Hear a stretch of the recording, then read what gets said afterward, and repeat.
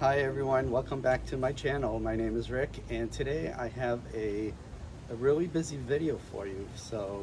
Um, First I'm going to show you how to acclimate Hoyas that come from overseas, and then I'm going to show you some Hoyas that did come from overseas last week, and I'm going to show you around the neighborhood. People always wonder what's outside these gates because I personally, when I watch other people's videos, I always wonder what their surroundings are like. So I'm going to take you outside, walk down the streets just a little bit, maybe a few minutes, and just give you an idea what the neighborhood is like. So please hit that subscribe button. My channel has been growing nicely the last few weeks, and maybe it's because I've been showing my face, which is kind of weird. I never thought that would be of any interest to anyone, but here I am. So yeah, the weather here in Florida has been amazing. It's like 75 degrees, and today it's going to go up to 85 degrees. And I like to brag about Florida weather this time of year because in a couple of months it'll be just so miserable here. It'll be hot, 95 and humid for like 6-7 months. So this time of year I do like to brag, and I apologize for people up north that are experiencing really cold weather. I lived in Boston for a long time and I know how that is. Spring fever in February, March is real. But this is, so you know, this is the only time of year that we get to brag about Florida weather is between November and April. So let me start over here with a Hoya, not a Hoya, a Dendrobium. It's an orchid, a Dendrobium aggregatum, and it just started opening up. Last night I noticed one of these opened up, and they're not fully opened, but there's 1, 2, 3, 4 very nice spikes on this plant. I thought I had seen another one, but I'm not seeing it now. But yeah, this is gonna be next week. It'll be covered in yellow blooms. It's really stunning. So here it is, the Hoya that I always show in my videos. This is EPC 1015, and as you can see, it gets a lot of sun. It gets about 4 hours of sun a day. It takes it. I mean, it's been here for over a year, and it's been growing and producing lots of peduncles. And this is why I'm showing it again today, because it has 1, 2, 3, 4, 5, 6 peduncles. So as you can see, it is somewhat happy. I think it would prefer to be in a little less sun situation, but when it blooms like this, and it blooms often, it blooms all summer long, so I am not moving it because I have 3 other plants like this and they're in shadier areas. So this is EPC 1015, and I went orchid shopping, surprise, this week, and I picked up some orchids at Artstone Nursery here in St. Pete. And look at this one. She's quite fragrant. She was mounted, which is quite nice, and a nice piece of driftwood. And this one has it's called Husky Boy Michael. That's the name, no other information on the tag, just the BLC Husky Boy. And she is a beauty. It smells really good. And let's see what else that's standing out here is my Hoya Sunrise that I noticed this morning is putting out some peduncles. So I can't find them now, but and then I noticed also that I need to spray some soap for these aphids. I try to hit them with soap and water because that sometimes will do the trick, and I won't have to use chemicals, which I hate doing. And these are my Tolumnias. I've never rebloomed these, so when I got them last year, they were in bloom, and I hope to do that again, to get them to bloom this year. They seem pretty well. They've put out a lot of new growth. So they're really cute little Oxonian type orchids. And let me show you guys. Somebody commented that these look like Christmas lights, and now that I look at them, they kind of do. This is that bromeliad. It's the Veraceae simplex, and you can see it is just blooming its little heart out. This is coming from the other side. This is 3 more spikes from underneath the Hoya here. And then these really, really nice brackets of flowers. And it's still getting longer and longer as these mature. And I love this plant so much because it's really easy for me to take care of here in Florida. And I went looking for another one, and I found a red version of it. This one is, they call it simplex red. As you can see, the foliage is quite different, but the flowers should be about the same thing. And on the table here is the Pacquicotta. It's just started blooming last night, and it has 1 peduncle almost full open, and then already 2 forming. So this should be blooming here on the table all summer like it did last year. It's really a crazy bloomer for me. And then I also picked up, I couldn't decide which one to get of these 2 orchids. So I got them both. And they're both from the same cross, and they both have the same name. It's called C. Lululand, Cattleya Lululand. And I'll show you the other tag. It's also the same. So I'm assuming that this cross and probably had like many seedlings, and they all look slightly different. But this one really has like all these different spots of different shades of red and pink, and they're both fragrant. This one has more yellow.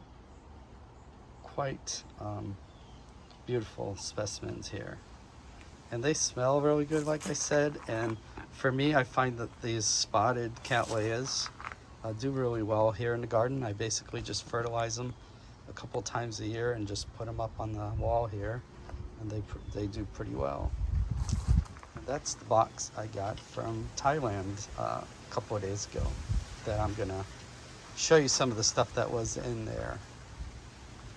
And here's the Burtonay, the Finnis Burtonay, doing really well. It's getting some nice, I can't really see, but in the sun it gets really nice dark purple growth. So let me show you a few things back here. I'm misting the other side of the yard, so I'm not going to go over there. But there's a lot of stuff happening that I'll share with you next video. There's a bromeliad that's showing quite a bit of color. And this bromeliad, for those who are into them, it's called Donna. I paid $12 for it at Artstone. They have quite a huge selection of bromeliads, and I always get them there because they're a lot cheaper than they are at Home Depot and at Lowe's. And over here, I have this Hoya Pacquicotta that is probably going to be open tomorrow. I was hoping it would be open today for you guys, but it did not do that. But it has 2 peduncles. Really like this Hoya. It has really succulent leaves. It can take dry spells because the leaves are so succulent. It doesn't like to be overwatered, so that's the care instructions for that one. It can actually take quite a bit of sun, about an hour or 2 a day. It kind of likes that. So that's one of my first Hoyas blooming this year. And then there's another Hoya outside the fence I'm going to show you that is coming along with buds as well. And over here on this bar, I have this Phalaenopsis I got from Artstone. And this for $15. I hadn't seen these this pattern before, so I really like that. So I had to get it. And then when it's done booming, I usually mount it on my trees, and they attach themselves and they reboom every year. And this Cattleya, I had somebody gave me a division of it a few years ago, and this is the first time it's boomed. And it's quite a large flower. It's way bigger than my hand, and it smells really nice. So I might take better care of it and do some divisions here and repot it. But it has another bloom, so I'll wait until that's done blooming. And this mug here, Mrs. Spa from Nest Nursery gave it to me. She thought it was funny, and I love it. But we never say anything bad. It's all good stuff here on Ric and Swiffer's. So let me show you my Phalaenopsis that I attached to the trees here. See this pretty girl? She's flowering, and she was attached. As you can see, the roots form around the trunk of the tree. But you can see all the other ones on the other side that I've attached. They also have these spikes. And this is, I think I'm saying this correctly, Suriga del Sur. And this Hoya I got a few months back, and it's already budding. Should be flowering in about 2-3 weeks. So this one will be a first time bloomer for me, and I'm kind of excited. It looks like it's a fast grower, and hopefully a prolific bloomer, which I like those. So, and I wanted to give you guys an update on a Hoya that I started rooting when I did a video about how I root difficult Hoyas, and I showed like this mini greenhouse apparatus here, which is basically 2 plastic cups taped together, and my mix is a non-soil mix that I wet, and I insert the cutting in there. As you can see, it rooted really well. All these little thin Hoya leaves are difficult to root for me, so I always use this method, and it's almost a 100% success. So I think I added water once in 2 weeks in here, and because it's such a closed environment, it doesn't really dry out. It keeps it very very humid in there, so the Hoya roots quicker. So that is a Hoya species from unknown species from Indonesia. I have an idea what it is, but I haven't bloomed it yet, so I'm gonna wait before I give an ID to this. And this is, it came in the box that I showed you. And this is Multiflora Milky Way. Some people call it Spot, but it's a Hoya multiflora with a lot of splash. As you can see, like, it's a very diffuse splash. And this just came a couple of days ago, and I acclimated it using my method I'm going to show you soon. And it looks, it perked up really well, and I planted it in my soilless mix, and on top of a half charcoal on top of my soilless mix. They seem to like this here in Florida for me, so let's hope this one does well. This guy over here is Hoya Copenbergi, long leaf form. You can see some of the leaves are pretty long. And I did a video probably a year ago where I had this really long piece of vine, and I rolled it up and I buried it in the mix to see if it would root faster and show more growth, and it did. As you can see, the rooted vine in there produced 2 vines coming out the side, and it has a big old peduncle that's like 7 or 8 inches long. So, and this is only in a 2-inch pot sitting in this 4-inch hanging basket.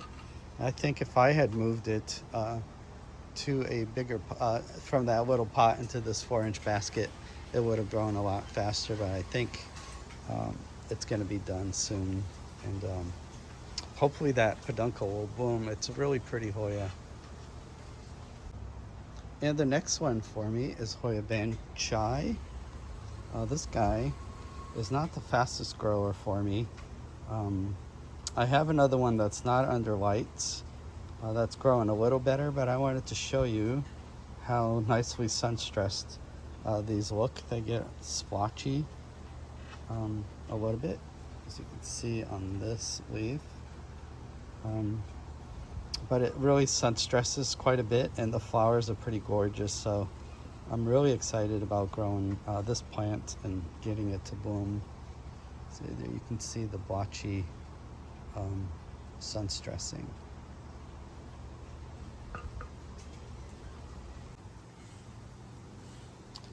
And this one I got as a gift from my friend Dana in Texas. And this one is called Finlaysonii Angel. I had never heard of this variant of Hoya Finlaysonii, but I quite like it. The veins are pretty perpendicular to the midrib. That's kind of exciting, and it gets pretty splotchy there too. I like that. So yeah, since I just got this a few days ago, so it came with a nice growth point with 2 baby leaves that really survived the travel. Yeah, since the Indonesian market has opened up, there's been a lot of really cool Clemensorium, Callistophylla, and Finlays that have been coming out of there. And a lot of them are just variants of one another, but they have really cool different veining patterns that I really love. So my intention is to collect them all if it's possible, but that's basically with all Hoyas. I usually try to get them all. I know I have a big plant collection, and I'm addicted to plants, but I justify it by also I sell a lot of plants online. So check out the link in the description to my Facebook group, and I sell lots of stuff from philodendron to mostly Hoyas, all kinds of Hoyas. So check that out. So yeah, that's how I justify buying and acquiring more plants. I actually have a very large space now away from this property where I keep more plants, and I'll be showing you guys that later in the summer. And so this is how I've been acclimating plants that have come from overseas and have been in a box for like sometimes up to 2 weeks. Hopefully they get here in 5 to 7 days, but sometimes they get stuck in customs, so they come somewhat dehydrated. So what you want to do is increase the humidity in the leaves as quickly as possible. So after you take them out of the box, you want to put them in a high humidity atmosphere. So most people usually soak them, and I used to do that for a long time, but I have found that for me this is easier, and they do just as well. So I'm going to share it with you. So basically you need one of these clear plastic bins, and you can see I have an upside down rack in there and about a ½ inch of water at the bottom of that rack. And I have a spray bottle ready with some drops of Super Thrive in there. And so I get my box of Hoyas, and of course I emptied out this a few days ago when I received them. but I left this one in here to show you guys.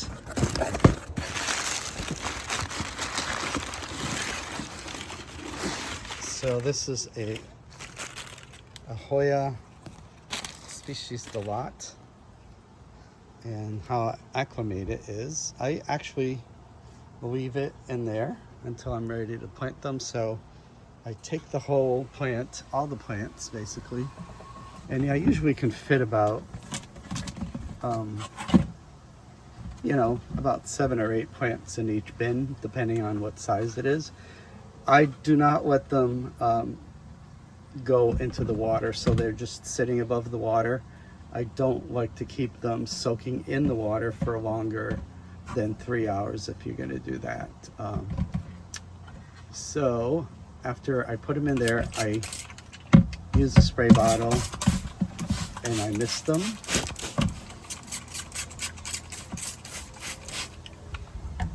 With the water and Super Thrive, and then I cover the box. So the humidity in there should be about close to 100%. So what I do is I take the box and I put it in a indirect sunlight, so in a shady area for 24 hours until I'm ready to plant them. So after they've been in the box, usually from 24, I've actually waited 48 hours, and they've done really well. So after that, I take the cuttings and I plant them. So that's the way I do it. You can try it out and let me know what you think about it. And now let's go outside into the neighborhood. So this is my garden gate entrance that you're pretty familiar if you watch my videos. And then you walk into my little area that I just landscaped. Well, it's basically xeriscaping, it's all bromeliads. And then I wanted to show you a Hoya that I found tucked away that hadn't received any water for a long time, I think all winter. And this is Hoya CV Christine. It was in a corner of the greenhouse I couldn't get to, and I forgot about it. But she's a tough Hoya, as you can see from the size of these trunks. This Hoya is probably like, I got it about 12 years ago. As you can see, the leaves are pretty thick, and it's covered in, I think, has 4 peduncles. So there's 1, there's 2, and there's a peduncle, but it's not producing yet. And I did see another one somewhere. Oh, that, and one down there. So I'm hoping, I took some cuttings already to start a new plant, and hopefully this one, when it's done blooming, I will take more cuttings and start all over. And here's one of my new cats. This is Patches. She's very friendly, and she used to live next door, and the owner moved away, but she was enamored with us, so she came over to live with us. And Swiffer does not like her, but she's a sweetheart, and we're trying to work on them getting along. So yeah, let's go out and explore the neighborhood. There's an area that I'm working on. I laid some sod here, and now I need to work on that side. Needs a lot of work actually, but I'll get to it this summer. And let's go. Over here, you'll notice this pathos. Here in Florida, when pathos is allowed to climb up the tree, the leaves get to be 3 feet long. Sometimes they're so huge. This tree is about, I would say, 150 feet tall. So yeah, it's a cute little neighborhood. It's a, they call it arts and crafts neighborhood. And a lot of these houses were built in the 20s, 30s, and 40s. And some of them are from the Sears catalog. So a lot of people are really creative with their gardening. a lot of xeriscaping because it's really hot in the summer to keep up with tropical plants. This is a really gorgeous tree. I think it's a clerodendron, I just can't remember the name. And this is also a neighborhood of artists.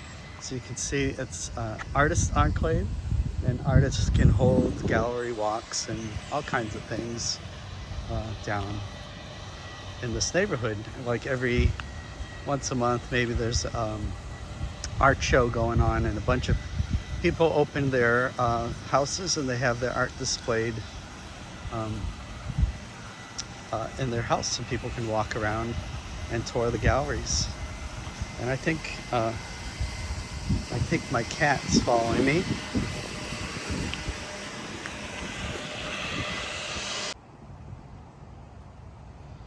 So yeah, it's a very close knit neighborhood association. We have, like I said, a lot of arts and a lot of porches. And people have these monthly porch parties, which means that anyone in the neighborhood can bring a dish and bring your beverage of choice and come to the neighborhood. Kind of usually turns into like a block party almost, and people go in the yard and the front porch and just party. There's some pygmy date palms, and these are white birds of paradise in bloom. Quite beautiful. So yeah, everyone, this is what I need to do. Like, they started landscaping the other side of the sidewalk. It's city property, but I think you're allowed to do that. As you can see down a couple houses down here, there is quite a bit of gardening out into the sidewalk. Yeah, Florida only gets down here in this part of Florida. It gets down to 40 degrees, maybe twice a year in the winter, but most of the time it stays in the mid 50s to high. Some monarch butterfly and this Mexican flame vine, I believe it's called. So yeah, but you can see like all the premium lilies, the bamboo, all the tropical plants, and people plant them out into the sidewalk medium there. It's quite a bit. Just walking, I go for walks just to look at the plants that the people are planting in the yards. This is a really beautiful vine.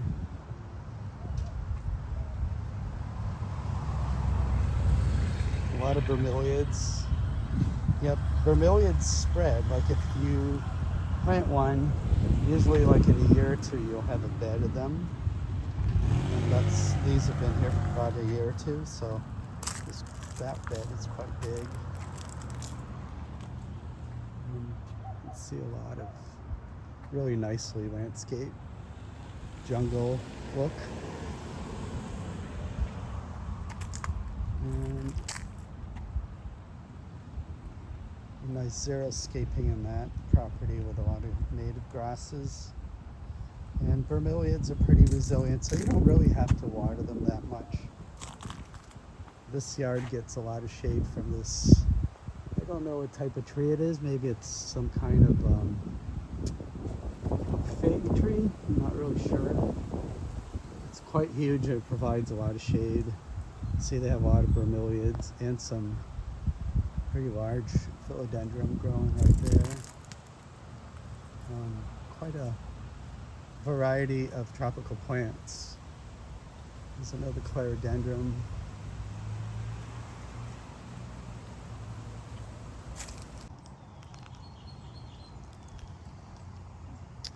One of the reasons I moved to this neighborhood is because it is just like a botanical garden. There's just so many plants everywhere, and they have a little park in the middle of this neighborhood that I'll show you in a minute here. But you can see there's a lot of lush greenery, and so you can see that I am not the only one in the neighborhood who has a plant problem. Everyone kind of inspires everyone else to keep their gardens pretty lush. See, I'm getting ideas already. This is for the sidewalk in front of my house. It could get all pretty like this. These really big bromeliads look really stunning. And I want to show you across the street, these two guys that I know have one of the best plant collections here in St. Pete.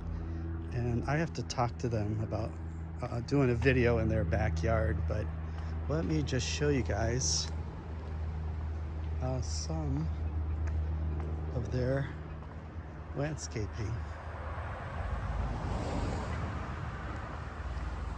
It's just really rare bromeliads, all kinds of rare palm trees.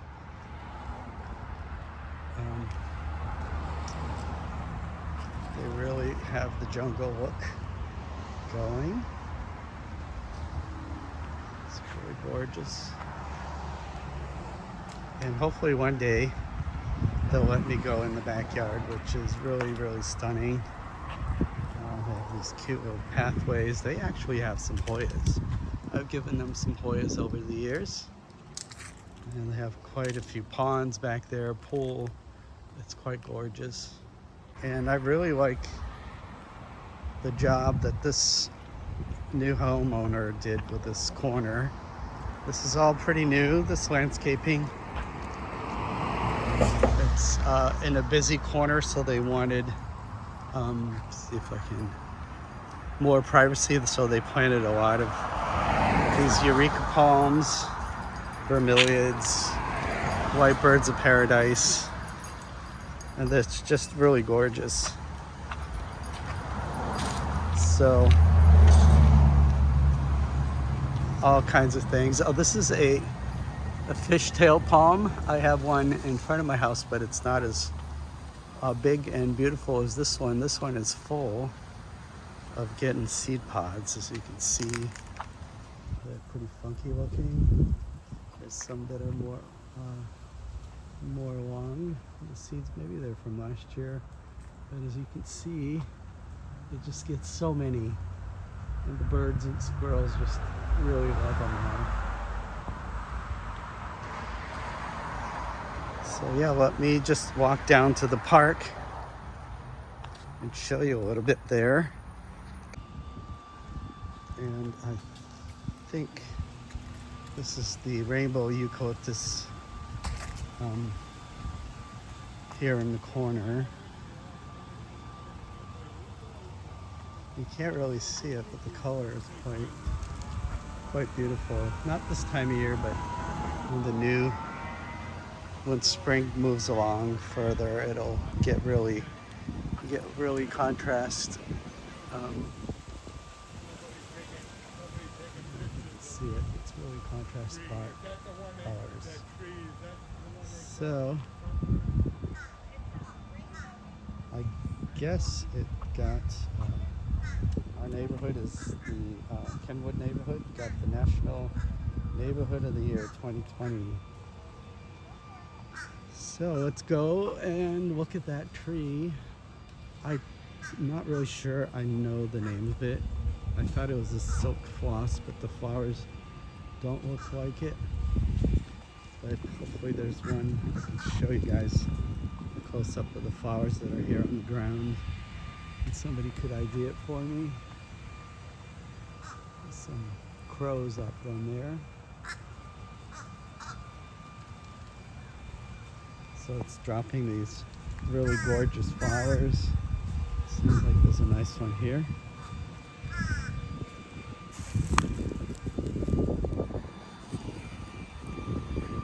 And here's the flower.